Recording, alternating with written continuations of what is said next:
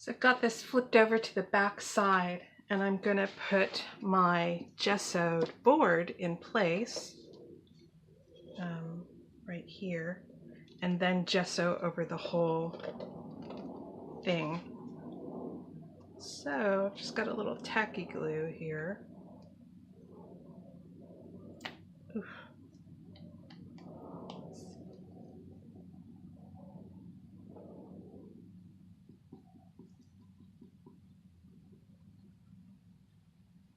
And I'm going to put glue all the way around the outside of this.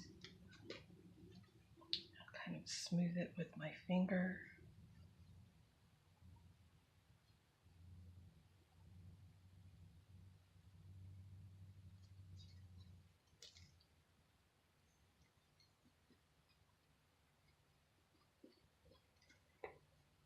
And I'm smoothing it with my finger so that it doesn't smash out and gush out onto the portion of the backing that's going to show inside the heart. So it's just very flat and smooth. Then I'm also going to put glue all the way around the outside edge of this.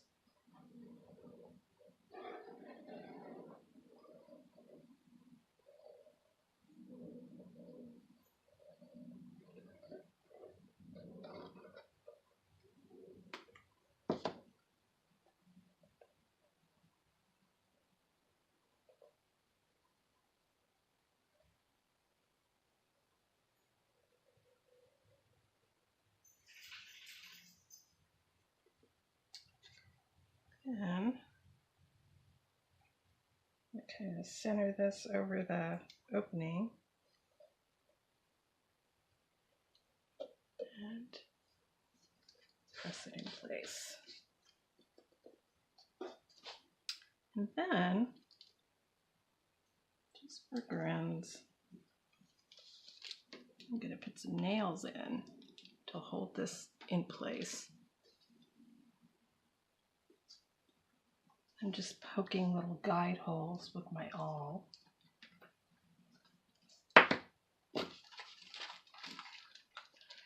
And these are just little wire nails. I like them because they have a little bit of a flat head on them, rather than finishing nails, which tend to go right through things. And this is my sneaky way of not getting my fingers smashed. Hold it in place with a pair of pliers. And I do that because I have a little bit of neuropathy in my fingers, and this helps me to hold things that my fingers really can't anymore.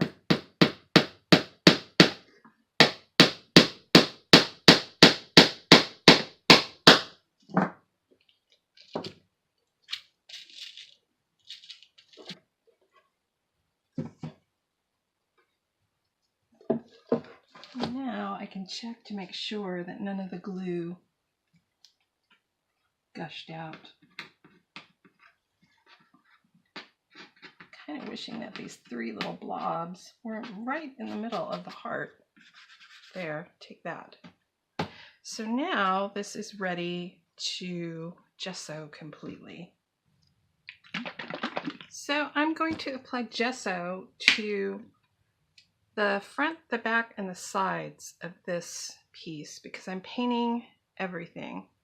And I want to start with a surface that is receptive to paint and also sort of the same color. Just so that this square on the back will be sort of unobtrusive once it's painted, rather than sticking out like a sore thumb.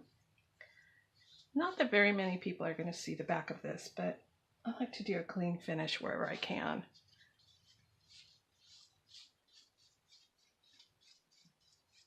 So, and I'm just using a makeup sponge, little foam sponge from the makeup section of any big box store.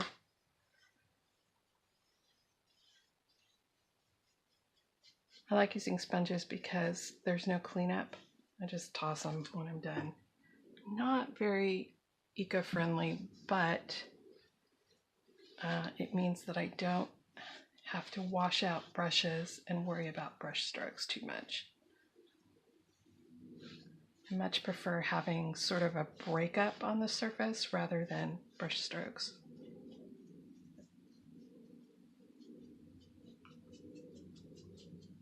And sponges allow me to do this, which is sort of even out the texture once a section is painted, just like that. So I'm going to be gessoing for a long time today because obviously I have to let this dry before I flip it. So one of the things I discovered while I was gessoing is that along the sides of this piece, every so often, there's a little divot in the side. I'm not too happy with that. So I went out and got my wood filler, and now I'm just going to apply a little wood filler. Stuff goes on pink, but it dries natural.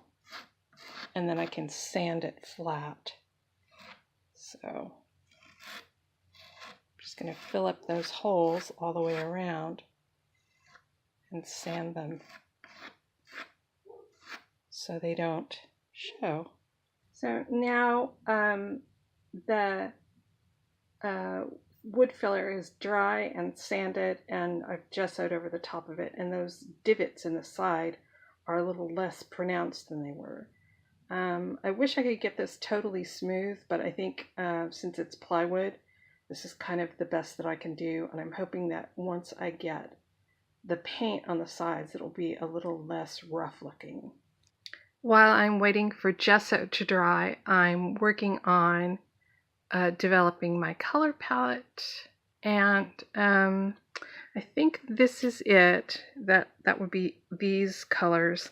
I sort of liked this red, but once I got it on the paper, it sort of lacks the depth of this other one, and I like the variation of darkness that I'm getting with it. So my goal generally is to get sort of an assortment of light to dark. So very light yellow. I swapped out the yellow that I usually use, which has a little bit more orange in it, so that when I use yellow and orange together, there's a differentiation between them. And the same thing with red and pink. I wanted there to be enough differentiation between them that they'll read as two different colors and not just a shade of one color. And then in addition to this, I'll have black and white and mix things too. So, and probably this purple is going to be the color that I use to do shadowing on the face, which is why one of the reasons that I switched in my color palette from a dark blue to a purple, because I like to use purple for shadows. So it's looking a lot like this is my color palette. So this one's going to go back in the drawer.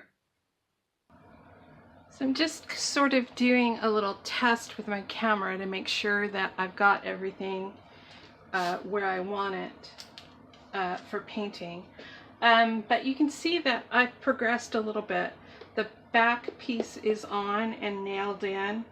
I did 2 coats of gesso over the back, a little filling and sanding and more gesso along the sides, and then I painted it red and attached my hanging wire. So now it's ready to flip. And hopefully it's pretty stable. I think I might need to stick something underneath the back side because the hangers make it a little unstable. But for the most part, this is ready to go.